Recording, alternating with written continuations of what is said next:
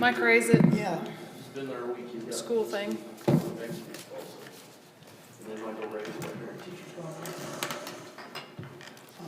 Man, this is light.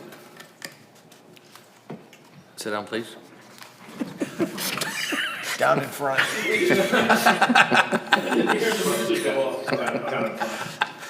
Ron, you can come up here and sit next to me. I feel lonely down there, and Carrie could go over on the other side. I'll be right here.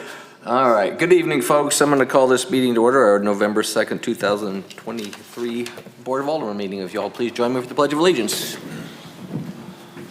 I pledge allegiance to the flag of the United States of America and to the republic for which it stands, one nation, under God, indivisible, with liberty and justice for all. All right, thank you. Roll call, please. Alderman Hoffman. Here. Alderman Rucker. Here. Alderman Ross. Here. Alderman Morose. Here. Alderman Osteen. Alderman Schuman. Mayor Harmonson. Here. All right, we do have a quorum, barely. We'll move on to citizens' communications. This is a time set aside on the agenda for citizens and visitors to address the mayor and board on any topic that is not a public hearing. For those here in person, speakers will be restricted to 3 minutes unless otherwise permitted. Minutes may not be donated or transferred from one speaker to another. Visitors attending via online will be in listen-only mode. Any questions or comments for the mayor and board may be sent to the city clerk at tberreth@osagebeach.org no later than 10 a.m. on the board meeting day, the first and third Thursday of each month. Submitted questions and comments may be read during the citizens' communications section of the agenda. The Board of Aldermen will not take any action on any item not listed on the agenda, nor will it respond to questions, although staff may be directed to respond at a later time. The Mayor and the Board of Aldermen welcome and value input and feedback from the public. Is there anyone here in person who would like to address the board? If you would please come up, sign in, and you'll have 3 minutes, please.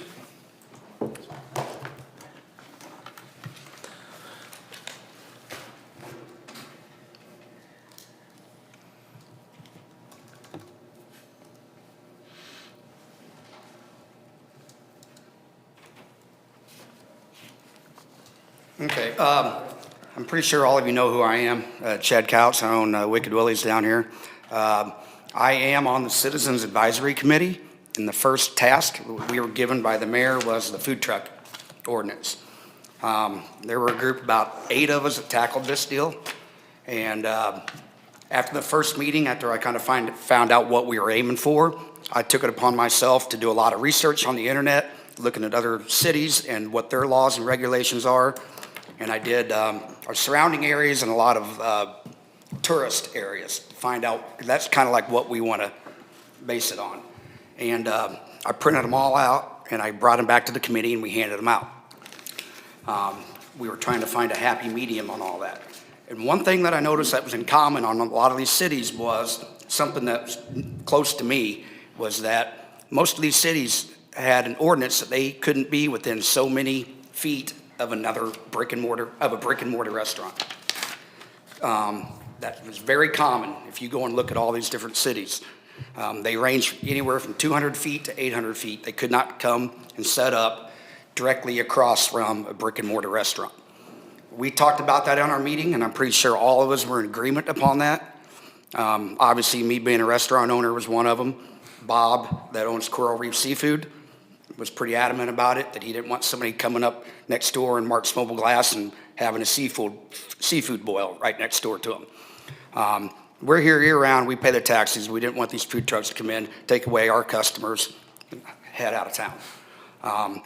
We had put that in what we drew up, and that was supposed to be handed over to you guys, but apparently I found out that did not transfer over to the paperwork you all got. So I just want you guys to know that I've talked to many restaurant owners, and we all feel the same way. I don't want somebody sitting up across the road from me selling wings and burgers right outside my door, you know? So I hope you guys will take that in consideration. If you get on the internet and look at all this, you will find what I'm talking about. First thing you do, if you Google, can food trucks set up next to a brick and mortar restaurant? First thing that pops up Many cities have laws that prevent food trucks from parking within 500 and 600 feet from brick and mortar restaurants. And then if you keep scrolling and scrolling, these different cities, they all pop up. They have a distance they have to be away. And that's all that I was wanting you guys to take into consideration, that we add that in there. Other than that, I'm all for food trucks. Nothing against them. I just don't want them 20 feet away from my front door, selling the food that I have when I'm here year-round. That's really all I have. All right, thank you very much. Thank you, Mr. Captain. Yep. All right, is there anybody else that'd like to speak? All right, seeing none, we'll move on to the approval of the consent agenda. Has the board had a chance to review the minutes of the Alderman meeting October 19th and the bills list dated November 2nd, 2023? If there's not any comments or questions or corrections, do I have a motion to approve? So moved. Alderman Rose, do I have a second? Second. Alderman Hoffman, all those in favor? Aye. All right, the approval of the consent agenda. All right. First item we have, and do we have somebody on Zoom also? Yeah, Mr. Smith's on. All right, can you hear us, Mr. Smith?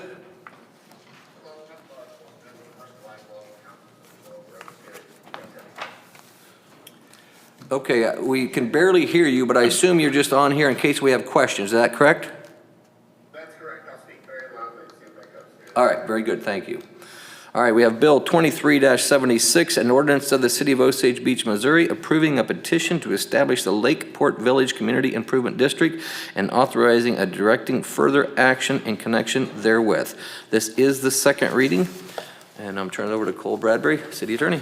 Mayor, members of the Board of Aldermen, we discussed this last time. As you remember, this is a continuation of the Lakeport Village Tax Increment Financing District and Development Plan. I have nothing further to add. I'm happy to answer any questions, and I know Joel is here on behalf of the developer if you'd like to ask them any questions. Comments or questions from the board? Seeing none, do I have a motion to approve the second reading? Motion approved. Alderman Ross, do I have a second? Second.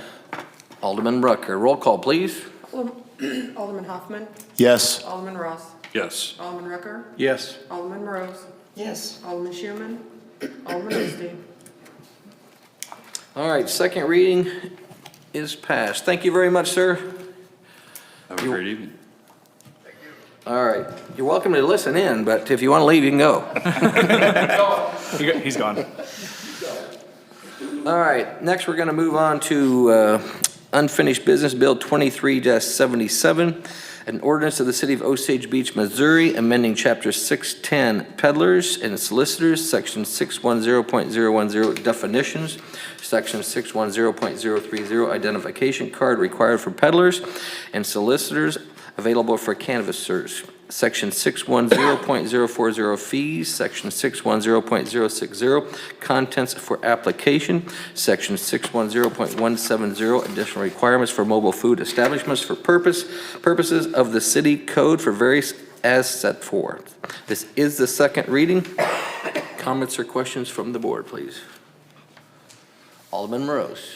Coincidentally enough, excuse me, I had written a note here about bringing it up to be a certain distance away from any type of food establishment. And I'm glad that Chad came here to proclaim that, because I think that's extremely important. We've got to protect our own businesses and our community. And secondly, if I don't lose my voice, I'm looking at, which we had said, they pay $500 to get their card, right? Their ID card. It was 500. We're lowering it. Excuse me? It was 500. We're lowering it to To what? it's about 250 for year round. 250, okay. 150 if it's seasonal. Well, I'm having problems of looking at them paying only $10 for a single day event. I think that's, by the time they buy a sandwich and something to drink, they're gonna spend $10. I know they're gonna get written permission from the property owner, to be there. Of course, it has to be in writing, but I just think that we need to raise those rates. So I don't really have a dog in this fight. The way these are the notes that were passed on to me by the Citizens Advisory Committee, and as Chad pointed out, he's correct. The distance from front doors was not in anything I received. I got a long email from the chair of the advisory committee. So, you know, I've had several members of the board ask me about the distance thing, and if I get direction from the board to build that in, I'd be more than happy to. I certainly think it'd be easy enough to write in there. And I would like just to get with Chad offline afterwards and see what ordinances you were looking at, just so I can use those, just so I know, so we're looking at the same thing. So I can use those as models if that's the direction I get from the board.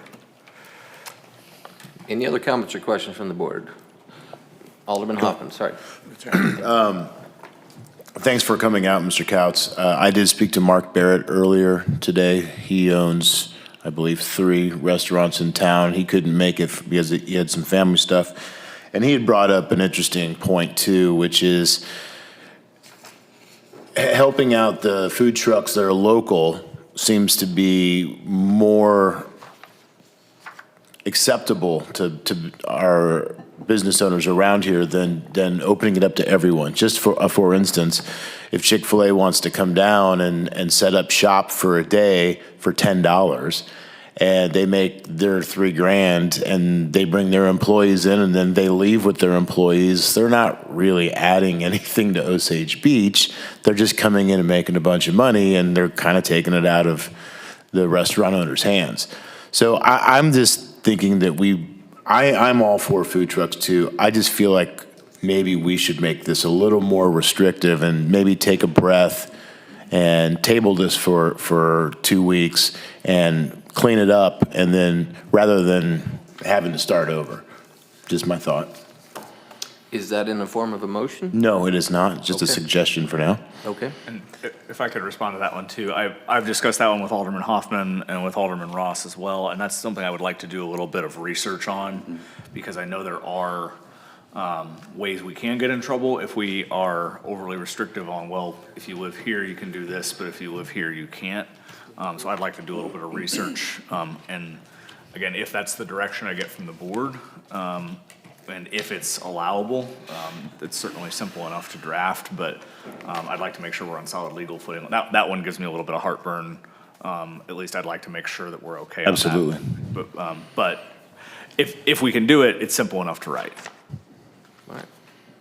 Any other comments or questions from the board? Alderman Rucker. Okay, so apparently we have a little bit of a misunderstanding with this distance. I thought Chad presented it that it was presented with all the notes, and I understand you're indicating that it wasn't with the notes. I think we're in agreement that it was apparently discussed at the advisory committee, but then when the notes got passed to me, that was not included in what was passed to me, and I'm the one that did the drafting. Well, I don't have any problem with that. To be honest, I was kind of I thought there should have been something in there as far as distance. I don't know, 25 feet, 250 feet, 1,000 feet. I have no idea, and based on what Chad had indicated, maybe there's some other cities, but I think that merits looking into. I'm in favor of having something, I don't know what, because I haven't put my arms around it, but I think so, and we can always pass this and re-amend it, amend it again, or we can, we can hold off and table it for another 2 weeks. It makes no difference to me, but I think all in all, I'm in favor of moving forward with it, whether it's tonight or next meeting. I'm okay either way. And that's why I'd like to get the ordinances that Chad was looking at, just so I can get a feel for, there's typically a consensus, whether it's all around 500 feet or, a range, and that way I can at least come back and explain, Columbia does this, Springfield does that, Camdenton does this, so on and so forth. Well, then that being said, I'd like to make a motion to table this. All right. Are we done with discussion? Oh, I'm sorry. I Alderman apologize. Ross. I would say, let's finish all the discussion so the attorney's got. Thank you. So, a couple of things. One, as far as the distance, I didn't realize that it was something that was discussed and there was some agreement on that didn't come to us. At first glance, I was very hesitant because honestly, I'm not sure how much we want to get into the legislate how people use their property other than zoning. because that's really what we're doing here. And telling someone what they can do with their property next door to you as an allowable use in the zone, I think is a step that we've never taken around here before, and that's unique. And so I have mixed emotions, but I'll be glad to consider it. Given the fact that Chuck walked up, and I'm glad you're here and appreciate you bringing it up. I had no idea that that was considered, and honestly, I didn't figure it was really legal, to tell you the truth. But apparently it is, because apparently other cities and so forth can do it. I'll just take one step back and say, if I had my druthers, we'd have never even got into this mess to start with, but it was brought up during your campaign, and you brought it forward, and we went through a process. As far as what I talked to Mark Barrett a couple different times too, I do think that we need to find a way to, and what my suggestion is that this be, that Cole's gonna be looking into is that we basically target this new fee structure for areas around, for food trucks that are around the lake. Because I think that was a great point. I was fully okay with how this was written originally, and when Mark called me, it's like, it's been through the process. The Citizens Advisory Committee supported it. I think it was 6-1, but one of them, we talked with Luke, who dissented, and he was more about whether or not that was the right process versus whether it was the right thing to do in its body.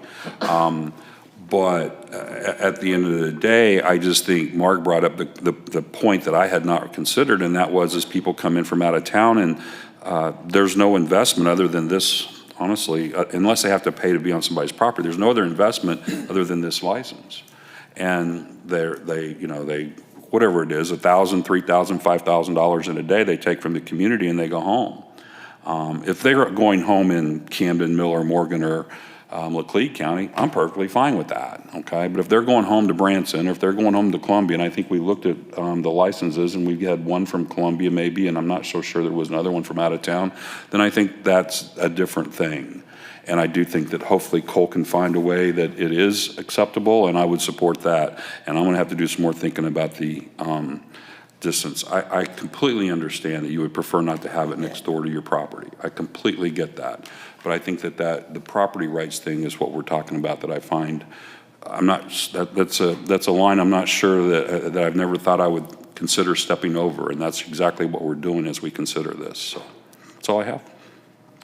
If I can offer a thought on that? Yes. Very briefly, just as, after we discuss the distance issue, and I sympathize greatly with not wanting a food truck, operating across the parking lot from you. I would point out that if we did enact something like that, let's say it's 500 feet or 100 feet, it doesn't matter. We don't actually currently have that in our code, so right now somebody can do that. If they pay the $500, and Van Hooks lets somebody put a food truck on their property, then they can set up there. So that would actually, in a way, be making our restriction, we would be more restrictive, cheaper, but more restrictive than we are now. In that sense, you could pay, because right now it's $500, but you can set up anywhere. So just food for thought. That's food for thought. Pun very much not intended. I apologize for that. All right. Any comments or questions? Alderman Huff? Unless there are any other comments or questions, I would like to make a motion to table this. All right, motion's been made to table. Do I have a Second second? this. Alderman Morose. All those in favor? Aye. Any opposed? All right, this bill's been tabled. All right, moving on to new business. Bill 23-78, an ordinance of the City of Osage Beach, Missouri, authorizing the mayor to sign a contract with Stockman Construction Corporation to do the Sands Gravity Sewer Main Replacement Project for an amount not to exceed $383,265. This is the first and second reading. This you too, Cole? Not me. No. No, sir, this is Oh, sorry, I didn't move my page. Assistant City Administrator Mike Welty, it didn't sound right. Thank you, Mayor. I'll do it if you want me to. Thank you, Mayor and members of the board.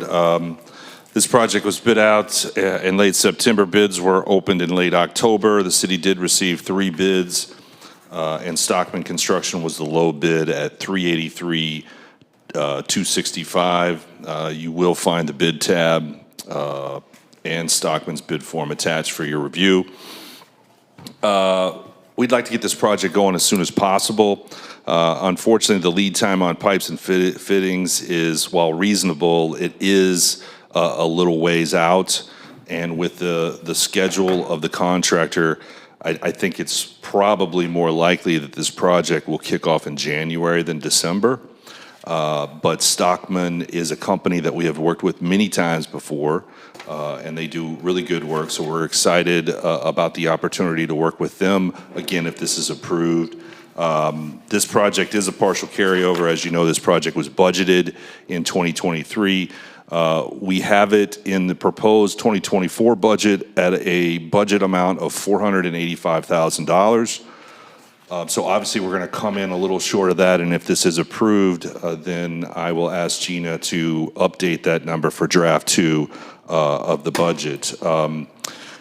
As you know, this has been a project that we've talked about quite a bit, but we do feel really comfortable with this contractor and really comfortable with the schedule and time frame that they've provided us to do the project.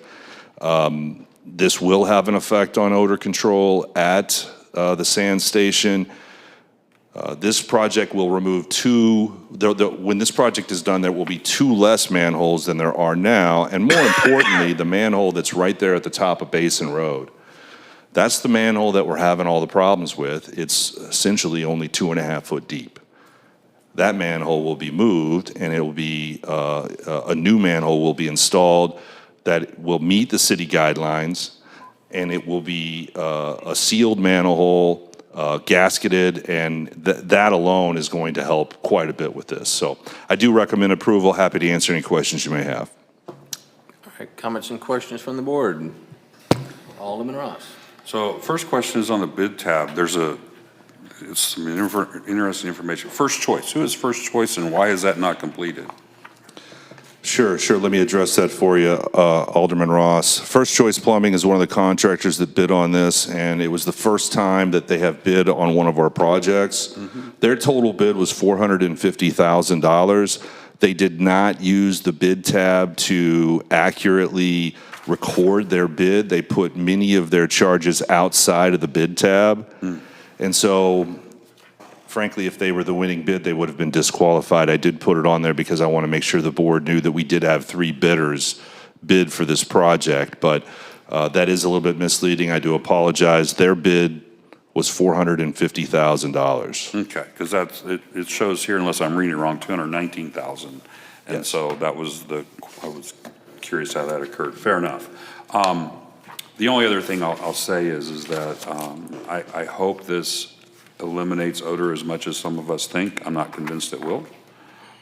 We don't know where that odor, when we stand at Andy's, is coming from.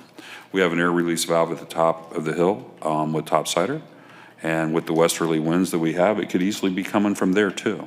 Okay, so we need to get this done. I'm glad it's finally done. I don't think this was the best approach, but it is what it is, and time to move on. Any other comments or questions? Alderman Rucker. Okay, so the bid tabulation should reflect that their bid was $450,000, not $219,000? That's correct, sir, but the problem is that the information that you have there is all they put within the actual bid tab. They added additional charges in the notes section of their bid, and the total amount of their bid after you include those additional charges was $450,000.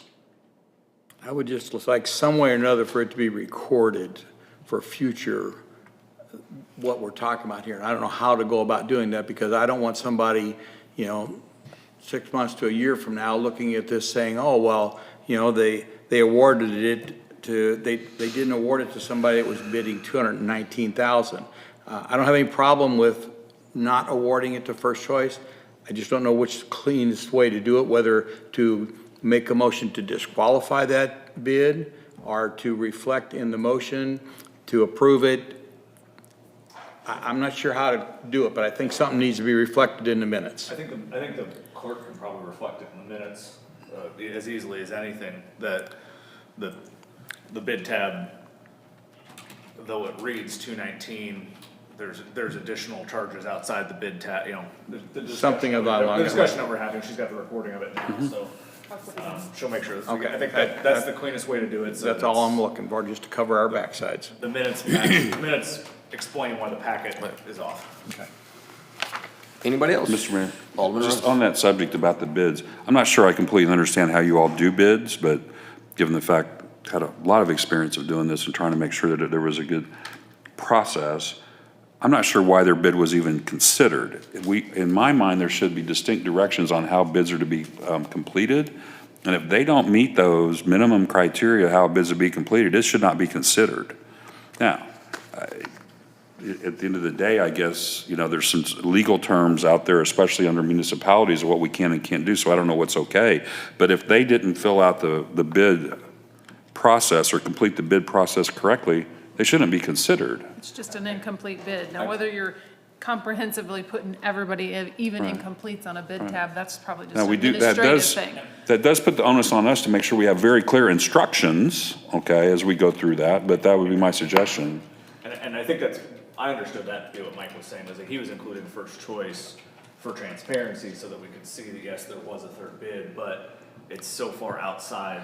Probably should have been. But we would have disqualified. Probably him. should have been labeled incomplete on the bid tab at an easy glance, and that's an administrative thing we can correct. Or- That's all I have, thank you.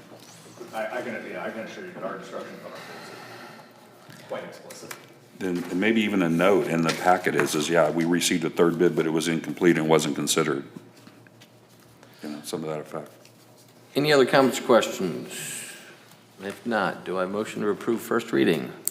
Motion to approve. Alderman Hoffman, second, Alderman Rucker. All those in favor? Aye. Any opposed?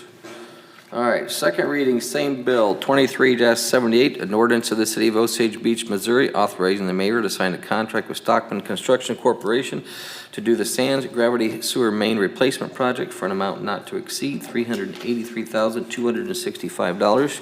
If there are no further questions, do I have a motion to approve second reading? So moved. Alderman Morose, do I have a second? Second. Alderman Hoffman, roll call, please. Alderman Rucker. Yes. Alderman Ross. Yes. Alderman Hoffman. Yes. Alderman Rose. Yes. Alderman Osteen. Alderman Schuman. All right, second reading passes.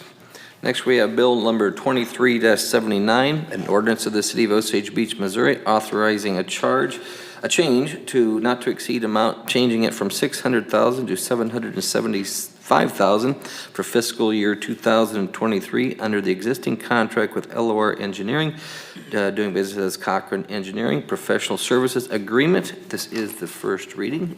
Assistant City Administrator Mike Welty, please. Thank you, Mayor and members of the board. 2023 has been quite an unprecedented year for private construction here in Osage Beach, as our building official has said on many, many occasions. There have been 27 projects this year that Cochran has assisted us with the design and review, or the review of the design and the inspection of the project. That's far more than we'd ever done previously at this level before, and it's also the first full year that we've done that under this contract with Cochran Engineering. Obviously, we do our best at the beginning of the year to kind of try and budget for that, but when building permits come in and projects need to be reviewed and inspected, then this is the process, so sometimes these things change a little bit. The $775,000 for this contract total is obviously spread out between a lot of different projects. Some of it is in various funds based on the project. But the majority of the reason why we need to raise this is related to the review of private construction design and inspection of that, in addition to the extra emphasis that the board asked us to put on erosion control and those kind of things. So those are the main reasons. The forecast that was provided to you in the draft one of your 2023 budget already reflects this contract at the 775, broke out amongst the various accounts throughout multiple funds. I do recommend approval. I'm happy to answer any questions. All right, thank you. Comments, questions from the board? Alderman Ross. So from an inspection service standpoint, I'm trying to figure out, is this because of capacity and our inspectors are completely booked up and there's no capacity to do any more inspection, or is it because of capability, because they're not qualified to do these inspections? We, the last construction inspector that we had, when they vacated that job, we did not fill that position, so we do not currently have a Construction inspector. construction inspector. So there's a difference between a construction inspector and a building inspector? Is that what I think I'm hearing? Yes. And so is that a different significant capability? I mean, my impression is always qualified to do both. Am I wrong? Well, Ron could speak to his total qualifications. He was the construction inspector, worked under engineering, but we've been without, and it's worked fine, but we've had a peak. So whether or not he has the time capacity, I can't answer that. Or whether he's doing some, I don't know what the day-to-day. But yeah, he was doing the job before, but we did not, when he chose to move to the building department and we closed our engineering, we were getting those services elsewhere. But we've had a peak of that this year. So the question remains, is this because of capability or in other words, do they have the knowledge to do so, or do they not have the time to do so? Not have the time to do so. There's a little bit of both. Our engineers used to do a lot of the inspections on the engineering, the infrastructure. The larger projects especially, we do not have the capability to tell you, or to go out and inspect the infrastructure, the larger jobs. That's the way the city's always done that. Whenever we lost our engineers, that naturally transferred over to our third-party engineering group. Well, So- we still do single family on small stuff, small sewer, water, electric. Okay. So things like, okay. Well, I may have to take this offline. We need to move forward with this, but it's still very confusing to me because, single-family home stuff, but whenever I was involved with the St. Moritz Sewer Project, and maybe Lloyd was over there then, but that wasn't that long ago, Lloyd was inspecting that, so I'm a little confused. I'll move on. That's all I have. Thanks. All right. Mike, did you have something? Just one more thing for clarity. I believe that Lloyd took the position in the building department about 2/3 of the way through 2022. I think that's correct. And so essentially, this is the first full year that we have done this with Cochran specifically. That's all I have. Any other comments or questions from the board? Seeing none, do I have a motion to approve first reading? Motion to approve. Alderman Rucker, do I have a second? Second. Alderman Hoffman, all those in favor? Aye. Any opposed? All right, first reading passes.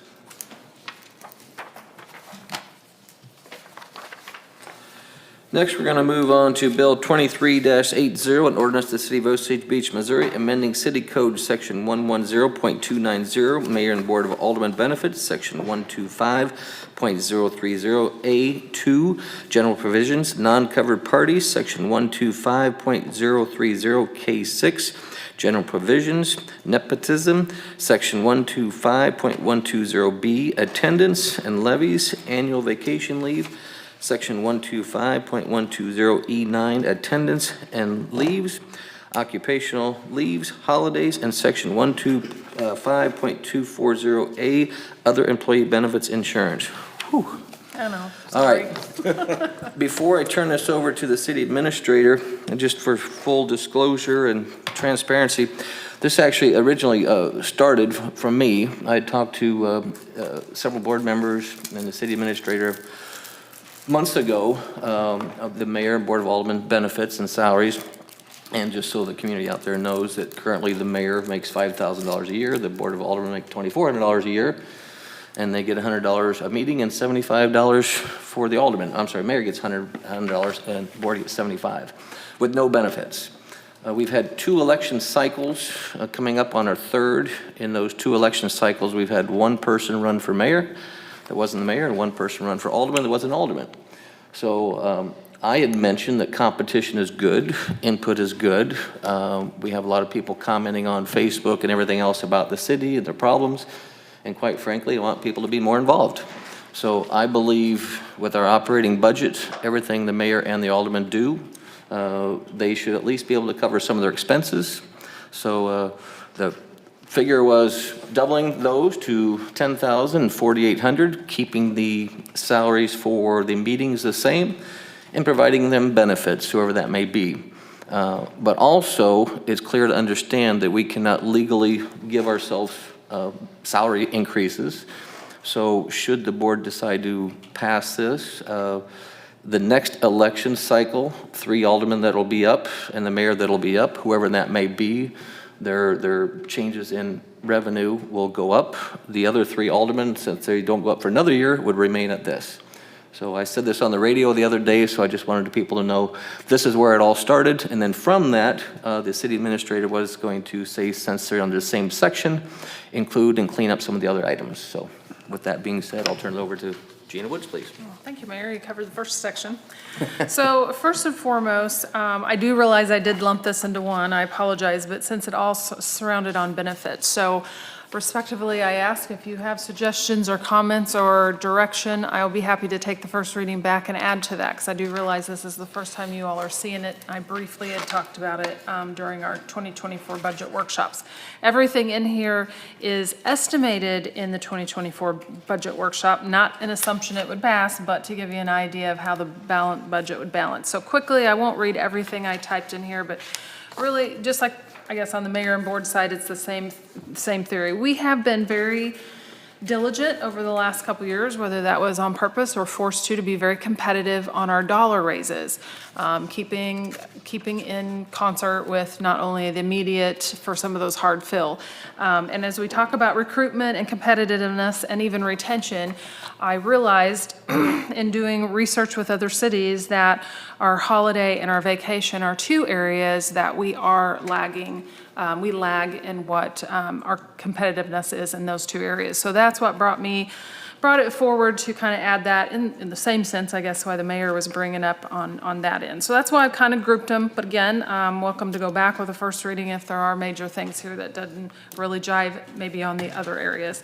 So first and foremost, the one area I did clean up. So in going through chapter 125, we've done a lot of changes and cleaned up some sections. But what I realized is when we talk about appointed officials, there were several sections that technically they're not covered under that I believe they should be covered. Now, because of how appointed officials are begin employment and how they end employment, there are several sections that unless I get more direction from the board or needs clarity, us appointed are probably likely excluded from that. So section 125.030A2 really just clarifies that I do believe for the best interest of the city that some of these sections should be included for appointed officials, being background checks, attendance and leaves. Well, we get attendance and leaves, the policy, but technically the ordinance says that they were not covered, but we've practiced that. So anyway, I'm sure you went through them. I'll be happy to answer any questions or dive in deeper. So that truly is a cleanup on that part.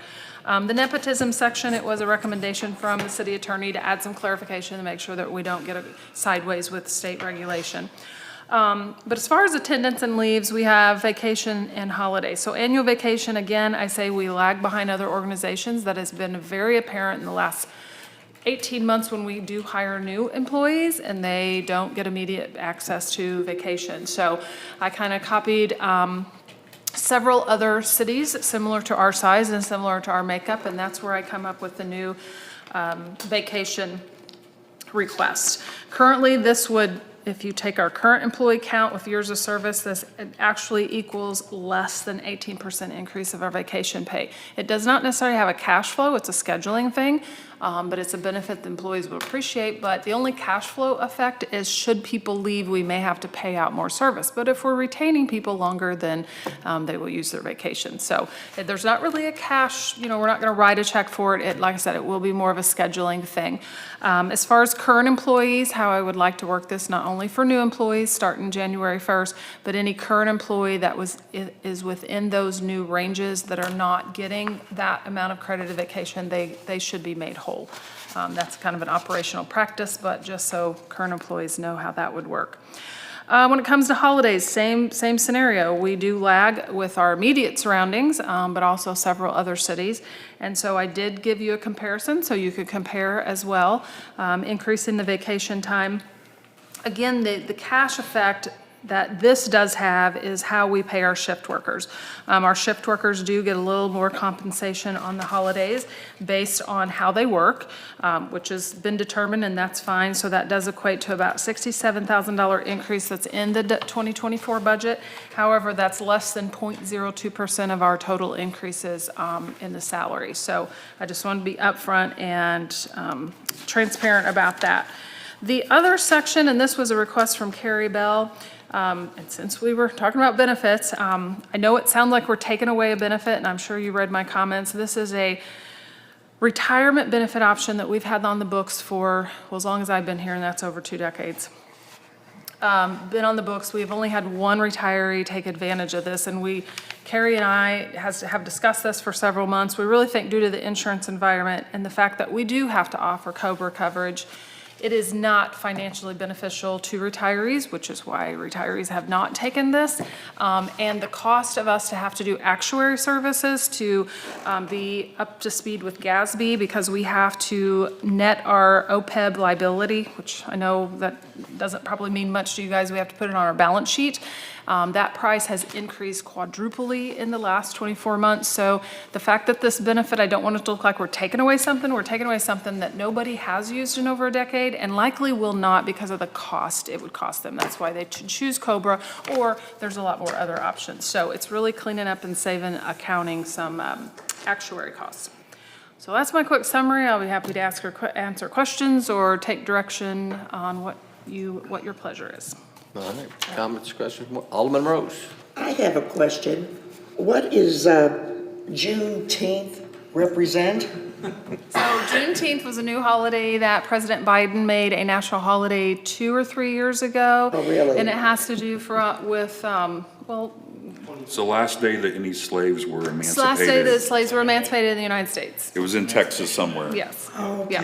Thank you, Richard. I was not expected to ask that. I went for, yes, that's what it is. And anyway, it made a national holiday 2 or 3 years ago. Okay, thank you. Yep. Any other comments or questions from the board? Alderman Huff. This is one of the first things I learned after getting elected, come down and meeting with the staff. This seemed to be a consistent thing that our holiday schedule was just not competitive with other places. I was a little surprised by that. So I just want to thank everyone who put time into cleaning this up and hopefully moving forward on this. This seemed, we talk about having, we're the leaders of the lake, and we've been getting more and more staff members in. I'm very happy with how it's moving forward. So we need to continue to take care of them, and I think this is a really good step in doing that. All right, thank you. Alderman Rucker, did you have something? Yes.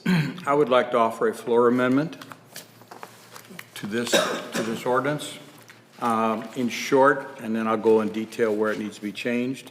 In short, at our last budget meeting, we chose to change the retirement, and I think it's appropriate now to go ahead and make the floor amendment to this ordinance so that it is covered. And that floor amendment that I will be making is in reference to, first of all, on page 76, Section C, Item 1. Basically, what we're changing there is there's 3 places we're changing the 1% to 3%.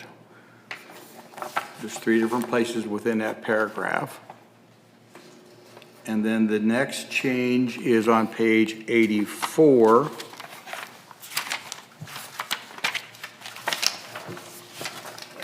Section C, again, 3 places where we're changing the 1% match to 3%. And I've got it highlighted here, Tara, if you need it, and where those portions are.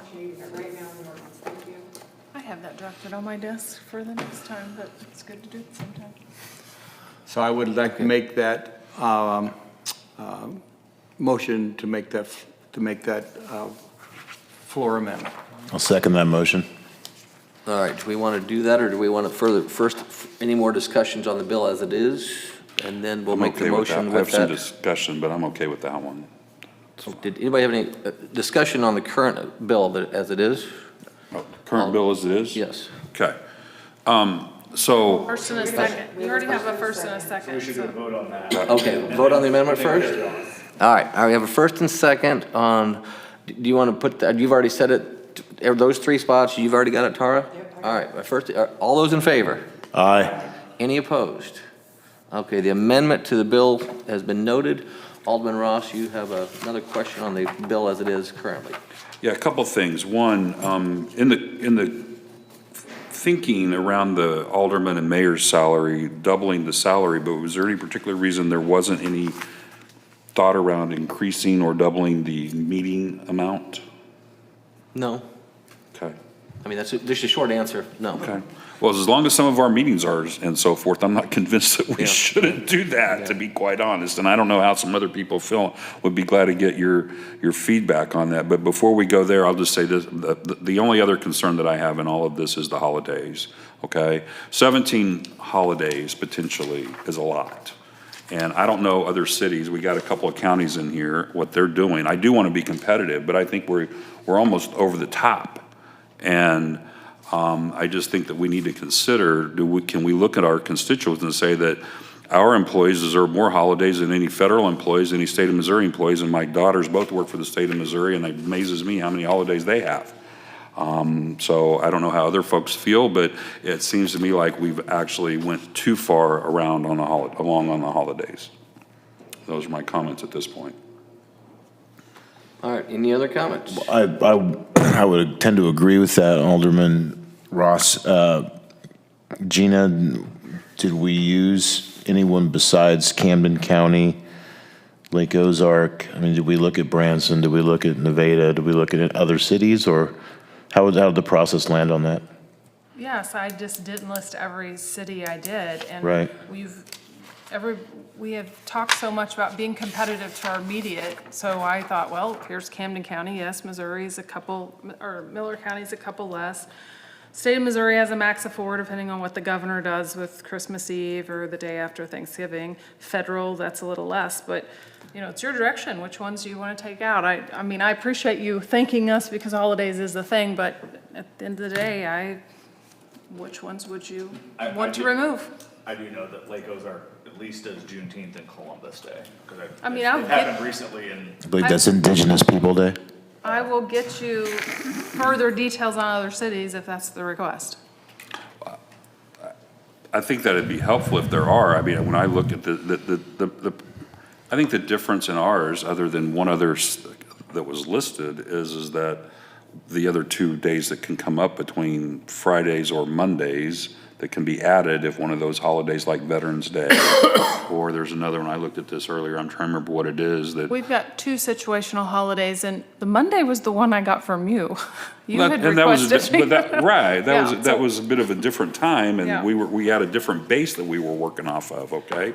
So that's what changes the dynamic here a little bit, and I have no problem being competitive. I'm not convinced that we want to be on holidays over the top and more than anyone else. And if we do, as a board, fine, so be it. It's just a question for consideration is what I'm asking. In my mind, if you ask me, well, which ones would you take away? Try to make sure I'm politically correct, so it would probably be Truman's birthday and Lincoln's birthday.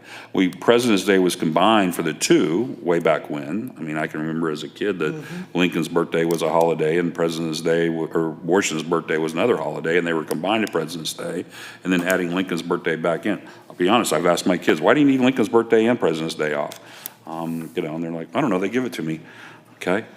So that would be something that I would suggest we consider if to do. Now, I realize that moving target thing may not make that consistent every year as to how many we have. So I don't know, I'm struggling with this one just a little bit. I never imagined that we would, as a city of Osage Beach, be handing out more holidays than any other, what appears any other government entity. I'll say it that way. Well, without the floating ones, and of course, those don't, Thanksgiving always happens, but that one's Sure. already on the list. So without the 2 situational holidays, is what I call them, it's a 15 minimum. So that's between Miller and Camden, and I'll be glad to pull up my cities, but I know Lake Ozark did recently add to theirs last year. That's 1 over the state's maximum, because I think the governor does sometimes do the day after Thanksgiving, but it's just not listed as a permanent one. So 15 minimum, yeah, there'll be years where 17 max, but that will not happen every year. That's at the worst case scenario. But I'm open to direction. All right. Any other comments or questions from the board? I guess just a question, if we approve this and we decide, 6 months from now that we gave a little bit too much, we could take it back, correct? Or no? I know we don't want to, I'm just asking. Yes, you can. I'm just I asking. don't want to ever take away benefits. I'm only asking if it's possible. And there's a, Anything's possible. Okay. so can I make a Alderman motion? Ross. Let's just find out. I'll make a motion that we remove Lincoln's birthday and Truman's Day out of this holiday matrix as an amendment. Does I'll that make second sense? that. All right, we have a motion and a second. Say that again, sorry, what holidays? Lincoln's birthday And Truman. and Truman Day. We have a first and a second. Did we get a second? Alderman Rose. Oh, yes. okay, that's All right. All those in favor? Aye. Any opposed? Okay, so that's our second amendment. Okay. Any other comments on, if not, yeah, Alderman Rucker? I would like to make a motion to approve first reading based on the 2 floor amendments. Very good. Do I have a second? Second. All those in favor? Aye. Any opposed? All right. First reading with those 2 amendments has been passed. All right, next we have a motion to approve the purchase of international 16-foot dump truck with plow from Rush Truck Centers for an updated not to exceed amount of $250,133.81. Assistant City Administrator Mike Welty, please. Thank you, Mayor and members of the board. This is essentially the same situation that we had with I believe it was the ambulance the last time. The cost of parts has gone up slightly, and therefore the Sourcewell bidding process allows them to make a slight change to that. So the new price of the dump truck, which we will not get until sometime in the third quarter of 2024, is $250,133.81. That's up from $240,762.23. I've already talked to the city administrator about this. Additional funds will come out of the transportation fund, and you will see that reflected in the second draft of the budget once you receive that. I do recommend approval. All right, thank you. Comments or questions from the board? Alderman Hoffman. Mike, we're paying them more because the price of goods and services went up essentially, correct? Yes, sir. Oh, is that going to happen again in 3 months, 6 months? I mean, is there any way of locking that in at some point or no? I asked the same question, and the answer is no. Did they give you a reason? Materials and price. It's the way the contracts are written. Materials, I mean, the only consolation I can give you is that they're going to start building this truck in January. So in January, they're buying all the parts, and then it's just their labor to put it together. So Do we have the ability to walk away from this if we want to? absolutely. Okay. And we retained that right all the way up until it's delivered, or? No, we can walk away from it right now, but once we sign this paper here, then we're locked in. It just concerns me that they come back next time and they say 350,000. Well, if they say 350,000, then I'll have to bring it back to you Right. to the board for approval. Yeah. Ambulance come back 3 times. I mean, I would assume that we All can right. exit. Alderman Ross. Anytime they change the price, we have the ability to exit is what I think you're telling me, right, Mike? Yes, sir. Okay, that's what thanks. All right, any other comments or questions? Seeing none, do I have a motion to approve? Motion approved. Alderman Ross, do I have a second? Second. Alderman Rose, all those in favor? Aye. All right, motion carries. All right, next we have motion to approve the purchase of multiple sewer pumps from municipal equipment for a not to exceed amount of $172,180.50 plus shipping costs. Mike Welty, please.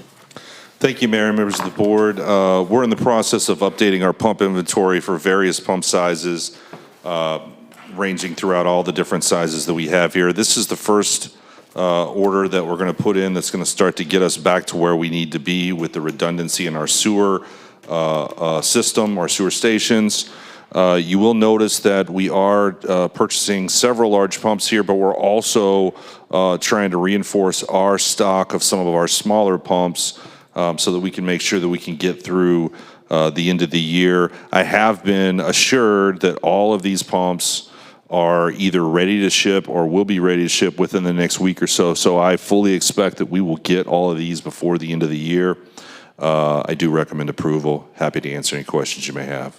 All right, thank you, Mike. Comments or questions from the board? Alderman Hoffman. Mike, are the pumps that these are replacing, are those pumps totally shot, going out, just aged? They vary?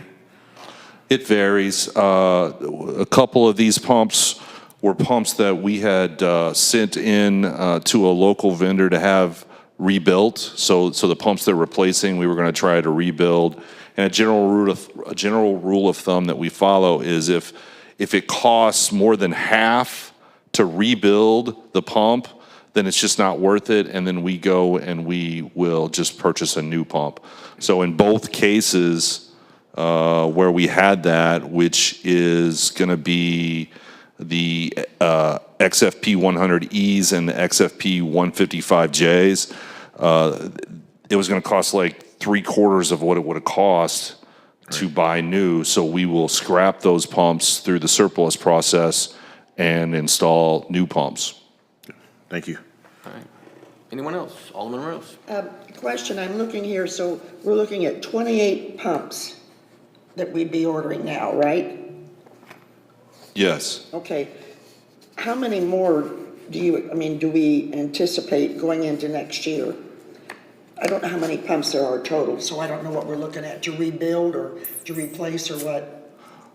Well, the next pump order that we do will probably be related to inventory. So we'll be restocking our inventory of smaller pumps, which we buy a lot of those in bulk because we have so many stations that they go in. And then at that time, we're also going to be taking a larger inventory of all of the missing pumps that we have talked about throughout the budget workshops and including those in a future one as well. I could have included some of those now. It's just that I couldn't guarantee that those would get here before the end of the year. And so this is what will affect the 2023 budget. And so that's what I wanted to move forward with first. Okay, thank you. All right, anyone else? If not, do I have a motion to approve? Motion to approve. Alderman Ross, do I have a second? Second. Alderman Rucker, all those in favor? Aye. Any opposed? All right. Next, we're going to move on to a motion to approve the installation of a Vapex odor control unit at Sands Lift Station from Vapex Environmental for an amount not to exceed the cost of $160,000. Mike Welty, please. Thank you, Mayor. I was directed by the city administrator last week that the mayor and board wanted to move this forward. This was going to be on the 2024 budget, draft one. I think it is in that draft. I think this, Gina, as she said in her comments, is going to make some changes there. But this is simply the Vapex unit that will be installed at Sands if approved. And just to kind of give you a little bit of background on this product. So in August of this year, about a month or so after I took over at Public Works, myself and our new Public Works superintendent took a trip up to Jefferson City to look at the Vapex unit that they have attached to one of their largest stations as well. Now their station, the station that we looked at in Jefferson City was somewhere around 2.5 times as large as Sands. It had obviously a larger unit, but it was using this, and they had installed theirs in the spring of 2004. So they've been operating it for 20 years. there is a coffee house right beside it, okay? So after I got done, I went next door and got some coffee, and I even asked the people next door, is this bothering you? Do you smell it often? Obviously, they did mention they operate a business right next to a sewer station, so they said that from time to time you do smell it, but it is not, it's not it doesn't happen very often. It's usually only when they're working on the station is when you have a problem. So that made me feel pretty good about it. As you know, as I've said before, we also pilot tested this. We installed one of their mobile units that does this at our station in late August, and we ran it through the holiday weekend. And if you will turn your attention to page 126.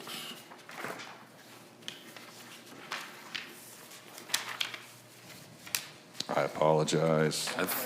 Yeah, it's 126. Mike. 126, this page right here. So earlier in the year, we had asked the board's permission to buy some Odo logs. So right before we started this test, we put one of our Odo log that measures the level of H2S in the station and you can see that starting on the 19th, we were averaging well over 100 parts per million of H2S, which is what does produce the odor.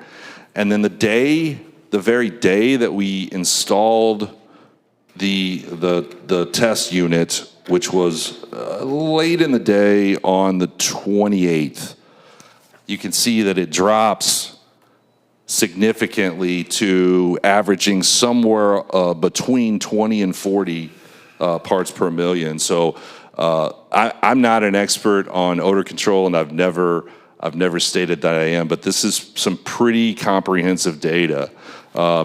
This is a product that comes to us through Vapex. Vapex is a partner of Municipal Equipment, and as I'm sure many of you know, Municipal Equipment is our sole source for all of our pumps and panels.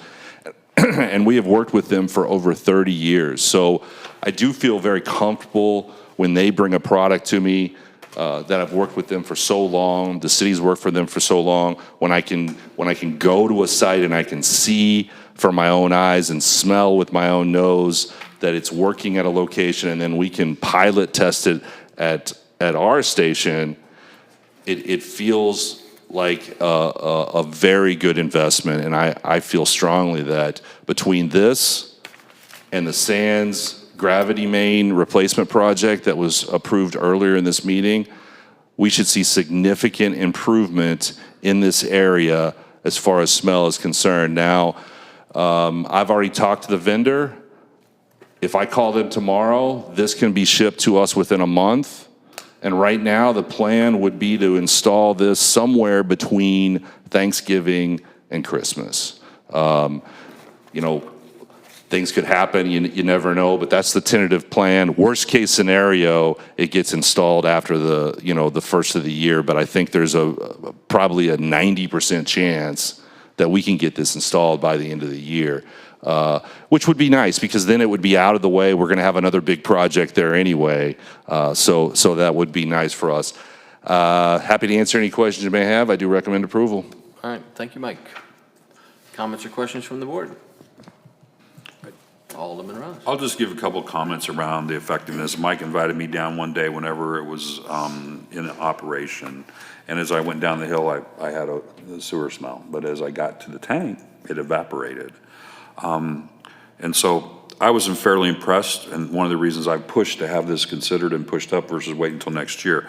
I'll also say that at that time, after I left there, I went up and I talked to Tyler, the manager for Andy's, and I said, hey, how's it been smelling around here? He goes, last couple of weeks haven't been too bad. Okay, and that was about the time frame generally that this was installed. I hope that this is something that can be as effective as we expect, but I'm glad we're buying one now and see. We probably won't know, though, until about July 4th of next year, really, okay? I mean, it is what it is, because with the cold weather and so forth, although depending on the weather and the temperatures in like 70 degrees this coming Monday, we may have some weather like that around the Christmas time, and we might get lucky and give some opportunity to see if it makes any difference. But I support this, and I'll move on. That's all I have, thanks. All right, thank you. Anyone else? Alderman Hoffman. How long does the installation take? I've been told it takes less than a week. Okay. And I assume this is a reoccurring cost. How long does it last? That is not a reoccurring cost. There's 2 maintenance visits included with the purchase in the first year. After the first year, we can choose to either do the maintenance ourselves and pay to have the chemicals needed for the machine brought in, or we can put ourselves on a maintenance program with them. Some of those maintenance programs are listed in there, but we're not obligated to do any of that right now. And in my mind, I want to see how it works. Our guys are going to go with them when they do the maintenance. We're going to see how easy that maintenance is. And then before the next budget season, we will weigh whether or not those maintenance services that they provide are valuable to us or worth it for us. But that's not something that we have to worry about today. That's all included in the first year. Excellent. Thank you. Thank you. Anyone else? All right, seeing none, do I have a motion to approve? Motion approved. Alderman Ross. Do I have a second? Second. Alderman Morose. I'll just play with my pen, Just beat Mr. you, Mayor. yeah. All those in favor? Aye. All right, motion approved. Very good. Thank you, Mike, I appreciate it. Yes, thanks, Mike. All right, next is a discussion item, modifying Board of Aldermen meeting times and dates. This is one I brought up, and I think I told you at the last meeting that I was going to put it up here, so hopefully you had time to think about it. The reason I brought it up was a few weeks ago, I was driving someplace and I heard something about the Lake Ozark Alderman meeting was at 5:30, and I got to thinking, well, that would be nice. Being here at City Hall, I know a lot of times staff just waits around for an hour. 3 o'clock would be fine with us. Yeah, well, 3 o'clock. And I know that, the aldermen all, reside here at Osage Beach, so I said, well, why don't we move it up to 5:30? And everybody seemed to like that idea. And I know Alderman Ross was saying that for years he wanted to move it to a different time, or a different day. So then, and what I threw out last week, and it's the board decision, but the reason they were wanting to change the date was if somebody does take a Friday off, and they're traveling with their family out of town, and we have an alderman meeting Thursday night, they got to stick around. They can't leave till later. Obviously, Mondays are not something that, same scenario. If you want to have it on a Monday night, Wednesday night has always typically been a church night. So if I had my choice, if I was king for a day, I would do 5:30 on a Tuesday night. First and third, I did talk to Lake Ozark. Theirs are the second and fourth. So if anybody wanted to attend one or either of the 2 meetings, it wouldn't cross over. And I've talked to Carrie about planning and zoning. They can move that with no big deal.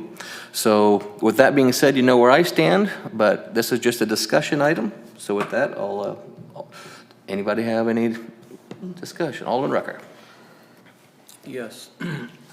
I did quite a lot of research on this, and it's basically 2 questions that we're looking at. One is the day, and the other one is the time. And I do believe they are definitely 2 different issues that we need to consider. First of all, on the day, I am definitely opposed to changing it. I totally think that it should stay on Thursday. First of all, tradition, it's been on Thursdays forever. I can't find when it wasn't. But even more so, I think it should stay on Thursdays for 3 or 4 other reasons. One is, it's been on Thursdays. People such as staff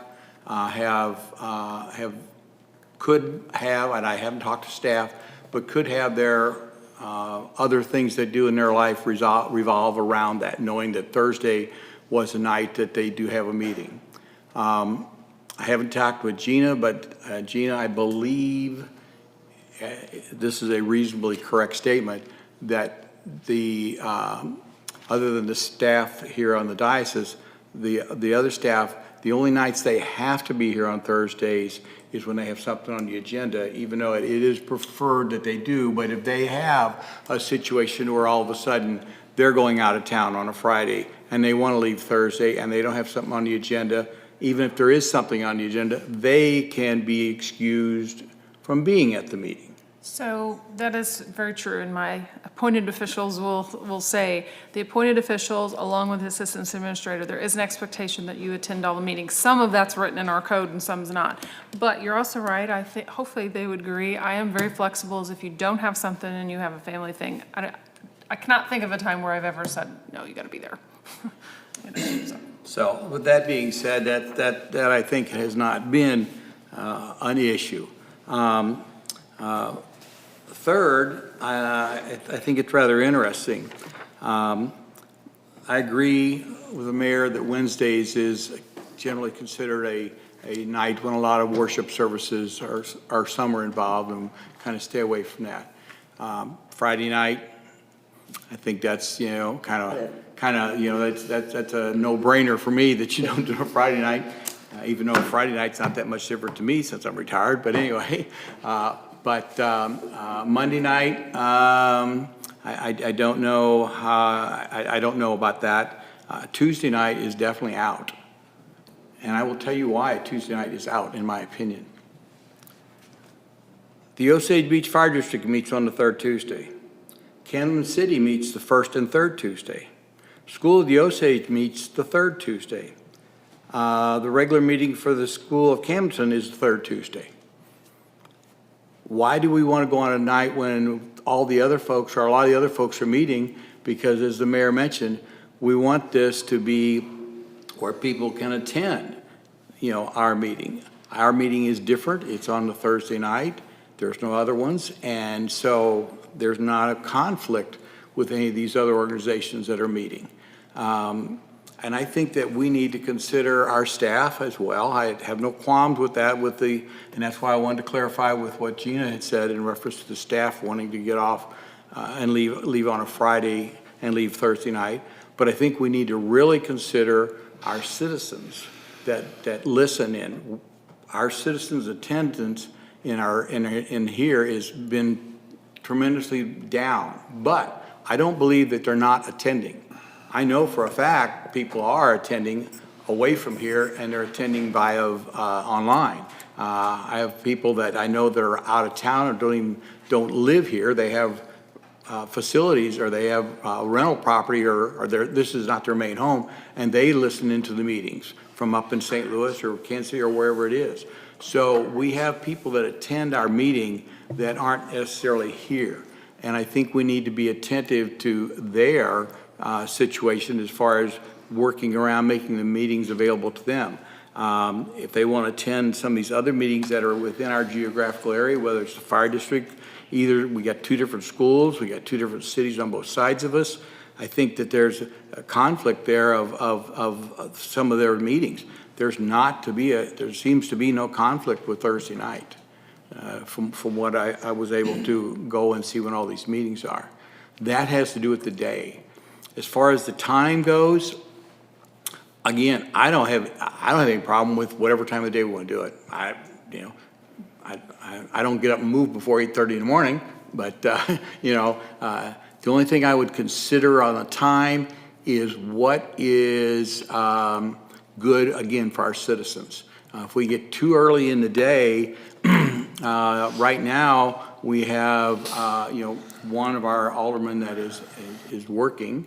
I believe Kelly's still working, but if we get too early, you're working full-time or part-time? Bob. Oh, Bob, I'm sorry. I work, sir. Yes, I forgot about Bob. But I don't know how early we would go and be in conflict with those and make it to where somebody couldn't run because they can't get off work, at a certain time. If they're their own boss, that's easy. But if they're not, can they get off work in time to be here for a 5:30 meeting or a 5 o'clock meeting or a 4:30 or, I don't know. I didn't do any research on it, to be very honest. I just have some thoughts. I'm just a little concerned about the time. I'm okay with moving the time. For me, it's not a problem. But I'm concerned about the possible other folks and the working people. But on the day, I feel very strongly that we need to stay on Thursday. Even though Monday night, there's never hockey, but Thursday nights and Tuesday nights, there's always hockey. And hockey's my big deal that I miss, but I'm okay with that. So there's my research. All right, any other comments or questions? Alderman Morose. I'm totally flexible. I do like 5:30 because I think of the staff that are waiting around for an hour, and I've thought about that for a long time. And I would be really, really in favor of 5:30. I can certainly understand the request of maybe changing the day to Tuesday for what you said, if you want to take a long weekend off or whatever, that Tuesday's better than Thursday. I don't care one day or the other. I really don't. And from what you're saying about different meetings around the area being Tuesday night, I would like to always appease to the community for sure. If some of them are really, are interested in doing that. But I just want to say I like 5:30, and that would be my vote for sure. I'll say one more thing before we move on, or other people speak too, but I just kind of want to address the appeasing the community, because I do agree. The community, unless they are here, unless they request ahead of time, they can't speak at the meeting except for the beginning. Our meetings are on Facebook, YouTube, they're all over the place. So if they want to watch the meeting, they can watch it any night of the week. They're not participating, they're just listening in. So if they want to listen in, they can do it any time. In fact, probably 9% of the time when I go home, I listen to the meetings again. every Thursday night. God, now I'm getting confused. But I just want to we want to appease them, but they can listen to it any time. Alderman Ross. A couple of things. I was going to ditto to what you just said, not kudos. I'm sorry, I got the wrong word out. But yeah, I mean, honestly, unless there's some highly contentious thing, we get very few people that come here but we sure love Ron and Gloria for keep coming. Okay. I mean, is Tuesday okay with you? What's that, Ron? I say if you change your meetings to Tuesday night, I will be here. Okay. Because Tuesday night, you can add this to your list, is Elks meeting night. Oh. On first and third Tuesdays. Okay. There we are. We have had in the past conflicts with other meetings such as chamber dinners, as I recall, and maybe something else along that line, maybe a CVB or something where we have actually, and it hasn't happened for a couple of years, but we have changed meetings because of other conflicts on Thursday nights. So not that they're as predominant maybe as what Kevin's talking about, but there have been conflicts. I'm trying to look at my notes, so bear with me. Aldermen, as far as 5:30, if they can't get here, I mean, we can now attend via Zoom.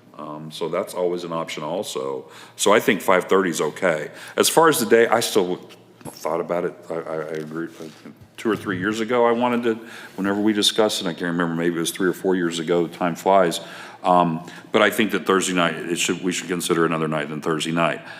Tuesday nights, I don't know that I care much whether it's Tuesday or Wednesday, to be quite honest. If Tuesday there's so many conflicts with other organizations, then I would be glad to consider Wednesday nights. The one thing I can say in all of this is that what little bit has been discussed, but every time it does come up and I'm sitting in front of a staff member and I discuss, and I think, when the mayor brought this up, he goes, what would you think about 5:30s? And I said, fine, as long as we move it on from Thursday night to another night. And there were staff members sitting there and their eyes lit up. They were like, I think the response was, that's much better than I even imagined. Okay. Jean and I have discussed before Thursday nights, and she felt like staff would enjoy it not being on Thursday nights because, Thursday nights be kind of the beginning of the weekend. Friday's the new Saturday.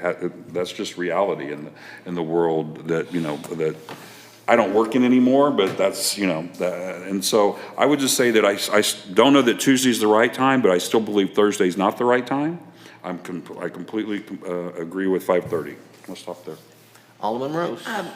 I think we ought to table this to the next meeting when. Well, that's just discussion. This is discussion. This is discussion anyway, right? We're just looking for direction in case you want to draft an ordinance. Right. Change. I understand that. Okay, forget it. Alderman Hoffman. Am I going last? Awesome.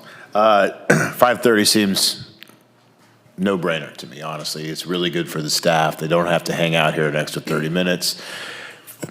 I think the workday generally stops at 5 o'clock, and if it's such an important issue for someone out there, they're probably going to leave work 30 minutes early to come in if they need to. So I have no problem with 5:30. As far as the day, I'm showing up to whenever we put it.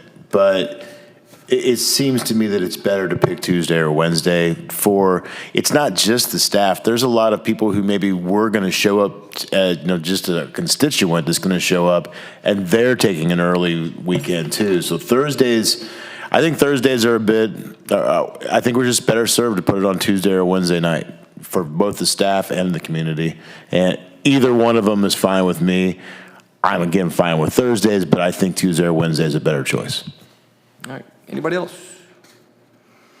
Alderman Rucker. I think, again, Thursday's a better night. I definitely would stay away from Wednesdays. I think Wednesdays is kind of understood to be a worship night, and I definitely think we need to stay away from Wednesdays. I would say if we're going to go away from away from Thursdays, Monday. All right, anybody else? Got to look at where other organizations' meetings are. All right. That's my thoughts. All right. They could move their meetings too. All right, let's move on to staff. Anybody else have anything on this? I guess I would just ask what next steps are. Staff communications, City Administrator Mayor. Gina Woods, please. Yes, Mayor, members of the board. Oh, I'm sorry, I guess we do have some other. Before we leave that, I was just going to ask, what are next steps then? I'm sorry? What are next steps on that If subject? anybody wants to put an ordinance, they can. And Well, let somebody me- just might. So what my direction, or what I feel I heard is, yes, there's a change of the ordinance. We'll draft a couple options, and the board, actually, it's in Tara's section. Tara can draft a couple options between the different things we've heard, and we'll just be at the board, and you can choose whatever floor option you want to discuss. Good, that's all I wanted. Okay. Thank you. All right. From a drafting point of view, it's changing the word Thursday to the word Tuesday or Wednesday or whatever Okay. day, or not changing it. Yeah, like I said, it's Tara's section. She can draft two different versions based on what we heard, and I think we'll be good. No worries, I wasn't clear what was the next Right. steps, and I was just wondering. Thank you. Okay. Carrie's gonna propose 3 o'clock on Wednesday. All right. Gina Woods, staff communications, please. Thanks, Mayor, members of the board. I do not have really anything, although I did want to pass a few things that Mike Ray did leave with me since he was out at teacher conference. Overall staffing, we are 80% filled. I thought I would take a different take on it than, we do have open positions in several departments. Police department does have 4 officers, including the SRO that we won't fill until we get the other ones filled. 2 admin staff. We still are looking for 4 different dispatchers, 3 dispatch, 1 lead. Public Works has a total of 5 vacancies between 2 of the divisions. Ambulance does have full-time, airport also has a full-time, and then the engineer. All positions, current openings should be all uploaded on the website, updated with everything, with the exception of the operation manager, and Mike assured me he was making his final touches on that. So that's where we are on vacancies. Next week, he will have the summary. He is finishing up the summary. He did get behind because of my extra projects for budget, so it will still be in November as his list says. So hopefully, we'll get those passed out by email first, and then we can discuss how at your leisure. But I want to go over it with Mike Ray first. Other than that, I appreciate your long hours. This is the 4th meeting in 2 weeks, and I will tell you, I always am happy when these weeks are over and dread them just equally every time they happen, but I appreciate everybody's time, and I did get a lot of tasks. Draft 2, or version 2 of the budget will go out in your packet right before the Thanksgiving holiday for the first meeting in December. So that gives me a couple weekends weeks to pull that together. So the packet for the first meeting in December, which actually will go out early because we're off for Thanksgiving, that's where you'll see draft 2 budget. So that's all I have. All right, thank you. Assistant City Administrator Mike Welty. Thank you, Mayor. I do want to just highlight one thing. You should have received an email earlier today from Gina about the new interactive map that we're going to have for the LEAF program. And I want to highlight Thomas Ellinger, our GIS tech, because he came into my office a few weeks ago and was like, Mike, we got to do this, we got to do this. And obviously, during budget season, Gina's one of the busiest people in town, and we finally got it in front of her the other day, and she loved it too. So we're excited to provide this additional service to our citizens. They'll be able to see in real time where our guys are on a daily basis from the leaf pickup. And we're going to use this for winter weather as well. So when we get to the winter side of things, we're going to use it to update the status of our roads locally in a way similar to the way MoDOT does on their statewide map. So please provide your feedback. This is our first time doing this. I'm sure we're going to have some bumps in the road, but it is pretty cool, and it's a lot of fun to kind of see how how many ways we can use this. So we're looking forward to it. That's all I have, Mayor. All right, thank you. City Attorney Cole Bradbury. Well, that sounds very exciting, because it'll be nice to have an answer in Lake Area happenings to the age-old question, how are the roads? And we got a link for that. I just want to highlight one item on the department update list, the Tantera State's utilities contract discussions. We have tentatively set a meeting in a couple of weeks with the interested parties and attorneys as needed to get that ball rolling. Scheduling has taken longer than that than I would have cared for, but I think we've all found a date that works for everyone, and hoping to have some reports for you. Gina and I were talking today, but we're targeting end of the year for some clarification on our direction, what direction we're going with some of those projects. So that's all I have. All right, thank you. City Clerk Tara Barrett. I don't really have a whole lot. I know that I'm sending out about 500 contractor renewal letters, and that's pretty much all that's going on in my world. Very good. How's that compared to last year? It's a little bit more. Okay. Yeah, a few. Yeah. We're doing good. All right, thank you. Chief Davis. Remind everybody that next Saturday, the 11th, the Veterans Day Parade, the parkway will be closed to traffic while the parade's going on, but come out and support the veterans. All right, thank you. Building Inspector Ron White. I have nothing to add tonight. Thank you. City Planner Kerry Patterson. Well, you know what, I guess, gosh, I'm not afraid to say thank you for the things that you all have put forward for the employees and the changes that you have made or are looking to make. I will say that the 23-year-old planning tech in me is wondering where you were 24 years ago, because I'd love to have that week of unpaid vacation back. But, another thing that if we do change it to 5:30, I would like to know if I can present that to the Planning Commission as an option for their meetings, as they're at 6 o'clock as well. So I think if the board were to move to 5:30, at minimum, I would love to be able to present it to the Planning Commission as an option and see what they say. Yeah, my thought would be any of our normal 6 o'clock meetings would change to 5:30 should this pass, would be my thought and thinking. Okay, yep, and then that's all I Allow that had. to the Want to leave that to the committee, right? I'm No? sorry? Anything at 6 goes to 5:30. Well, I guess the only thing that I would say is that, I would love to present it to them to see if they want to do it. I would hate to lose any planning commissioner, because we seem to be Right. losing them right and left already.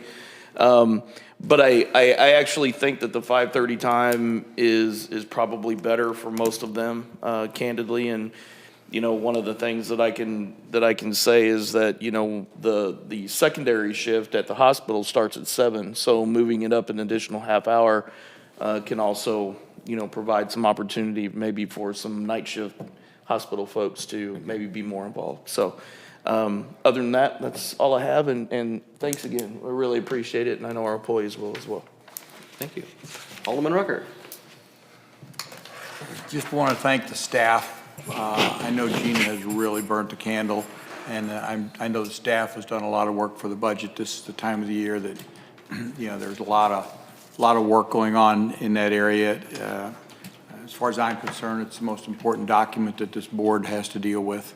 Your ordinances throughout the year are valuable and important, but as far as I'm concerned, the budget is the most important document that this board has to deal with. It lays the groundwork for the oncoming future of this city. So I want to thank everybody for that work, and the board for all the time they've spent on it as well. And hopefully in the next couple of weeks we'll be able to see that and be able to approve it. I won't be here at that first meeting in December when it's approved. Don't know if I'm going to be able to Skype in because I'll be in the middle of the ocean. So we'll have to just see what will happen. So other than that, that's all I have. Thank you. Thank you. Alderman Hoffman. I want to start by thanking my fellow aldermen tonight. This has been a rather interesting one. We had discussion pieces, we had floor amendments, we tabled some stuff. This was an interesting meeting. So thank you for all that stuff. I kind of want to tag along with Alderman Rucker. The budget process, I knew it was going to be long and tedious. I've been through budget processes in other places. And it was, but everyone did seem to work together well. And yeah, it's going to be spirited. Not everyone's going to get everything you want. It's just the truth. I've never seen any budget meeting happen where everybody gets what they want. That being said, I think the department heads did a really good job of delivering and pitching their department and what they needed. And not that I think any of it's out of line, but I do think that we have a responsibility to be fiscally responsible and not just because we have money, we spend it. You know, my grandma always said, you got to save a little bit for a rainy day. And I think that applies to the city of Osage Beach as well. Because I think we have to plan for the future a little bit. Got to take care of today, but you got to keep an eye on tomorrow. So that being said, I thank everyone for the process. I know I probably asked the most questions. Thanks for putting up with me learning for the first time and seeing how the process went. And I feel confident moving. And yes, Gina, thank you very much. It was, I know you did massive work on this. And so I thank you, I thank the entire staff, and I look forward to the process unfolding, and let's get a really good budget and move on to 2024, full speed ahead. All right, thank you. Thank you. Alderman Rose. Well, all of my notes are now forgotten because I'm echoing everything that Justin had just commented. Ward 2, doing good. Literally, because, you know, I know all of us board members appreciate the work that the staff puts forward for the budget, department managers, et cetera. And of course, Gina is there with her nose to the grindstone as always, and we always appreciate all the challenges that they meet. I don't know how many of you have done it. I've been sort of procrastinating, and I finally did the other day. I went and sat in the dispatch office and literally was witnessing what was happening in the dispatch office. And one gal is under training, and it was, even though you can talk all you want about what they do, but to actually see them on hand of how much that is, how important it is, and that they have to be there 24/7. But anyway, if you haven't done it, it's an eye-opener, and I think it's a good thing for us to always do that. Let's see, the only other thing I thought was interesting, going through, looking at all the expenses on the budget, professional services that we kept asking about professional services. I totaled up professional services, and roughly we spent $890,000 on special professional services through all the departments. I just thought that was rather interesting. Anyway, other than that, we are, of course, going to put our clocks back Saturday night. We do gain an hour's sleep, and that's it. Thank you. Thank you. Alderman Ross. Just a couple of things. First of all, I want to recognize Annie, and I'm sorry, I don't know her last name, but she's in your department. Annie? Yes, yes. I guess I didn't realize that we offered free notary services. And if folks don't know, then that's a great place. The city. Several notaries in the city. Yes, and with our hours, what happened was my parents passed last year, and we had a chance to sell their home, and somebody didn't realize that my wife needed to sign the contract even though her name was not on the warranty deed. And so all of a sudden I get a call at 3:30 last Friday. Oh, your wife has to sign this. We have to do, we did the mad scramble, and I had to try to find a notary. The banks close at 4 o'clock, da-da-da-da-da. Annie was great and appreciate that. It was awesome that you guys are here till 5. Sometimes I think you guys should probably go home at 4:30, but that day I was glad you were here till 5. Somebody's always here. You talk about me and the benefits earlier. Wow. Is But anyway, all I can say was I was really glad you were here till 5 that day, and I appreciate Annie and what she did. The other question, you mentioned the Public Works Ops Manager's role. I did not realize that we're not advertising for that, but what did you say about when it would be advertised? He was finishing up today, so if he doesn't get it out by tomorrow, Friday, Monday, there's like 4 or 5 associations as well as our Indeed and online. So we Okay. were finishing that and it is gonna be out. All right, great. That's all I have. Thank you. All right, thank you. And it sounds like everybody had the same notes, because I was going to thank the staff and the aldermen for the budget meetings. Again, we don't always agree, but when you're dealing with this much money, it's probably a good idea that none of us are in charge of all of it. And so it's a great thing. And Veterans Parade, yes, we'll have the mouse will be out there, and we'll be out there as mayor, and it really is a great event. Come on out. The Elks, they give free hot dogs, free lunch. They do the 7-gun salute, and it's just a really, really neat event. It starts at 1 o'clock. And we'll be in line about 12:15. And there's been years out there when snow is spitting, and I think it's supposed to be like 55, it's sunny. It's supposed to be a beautiful day. So, nice. So come on out. The other thing I was going to say too is, I too, Alderman Hoffman, ask a lot of questions, and especially when in the first year you do ask a lot of questions, and that's kind of why some things have been unusual, because even when Ed Rucker was here, I said, well, why is it done this way? He said, well, because it's always been that way. And I said, well, can I change it? And he said, well, I mean, you can, it's a board decision, but yeah. So that's why you'll see some unorthodox things at different times. It's not to upset the apple cart. It's just like, all right, maybe it's time to change. So let's at least have a discussion on that. So that's why I propose some of the things I do propose, and if it doesn't work, it doesn't work. And the last thing I'll just say is I want to thank everybody. With my mother's passing, the city of Osage Beach sent a very nice flower arrangement, and it just said from your Osage Beach family. And in the last 15 months, you guys have become my family, and just like families, we may argue sometimes, but I think we're all working towards the greater good, so thank you all. With that being said, do I have a motion to adjourn? So moved. Alderman Rose. Second, Alderman Ross. All those in favor? Aye. All right, motion adjourned. You can go now. Still fooling up. I already have an ordinance for the time we talked about, and I was like, I'm gonna get this drafted right, and I'm